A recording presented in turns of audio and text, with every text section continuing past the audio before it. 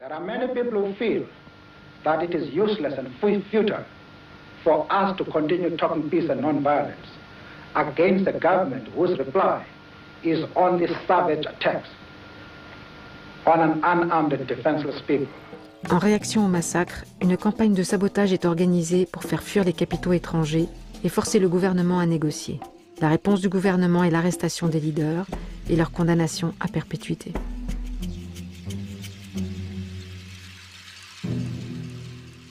And when you are in prison, the system had to make sure that you are mentally, spiritually, and physically broken.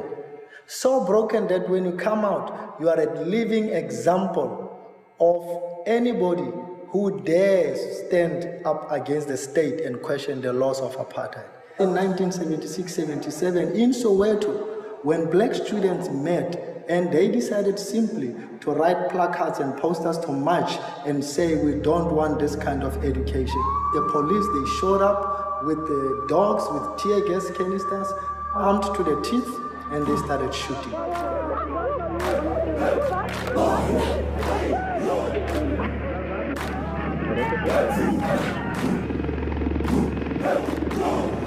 Cops were lying around in the streets, literally rotting. There was a bad smell in the whole of Soweto, I remember clearly, because people could not go there and take and bury decently their children and loved ones.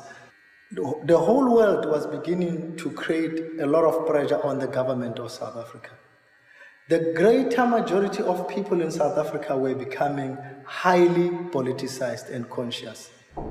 A lot of young people were beginning to get very, very frustrated and angry. You still had a whole lot of people in the security force, which was paramilitary security force. Had we not had negotiations, which led to multi-party talks, which ultimately ushered in the first democratic elections, we could have experienced the bloodbath in this country. The death of apartheid was long coming, and the frustration was so high at some point that the idea was to push the oppressors into the sea.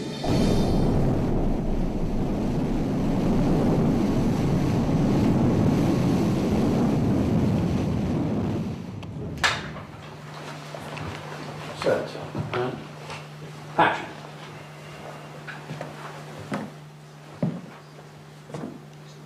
Are you the American journalist? Yes, sir, I am. I think you have a very bad impression of us Afrikaners by now. Yes, sir. You don't know us. We grew up with incredible fear, and it became part of the nature of ourselves. You have soup with your father with his gun next to his soup plate. As a very small child, you accept totally, and then you start seeing the differences and the discrimination. And there's a great silence in you as a child. You don't know why. You don't ask questions, because there are no answers.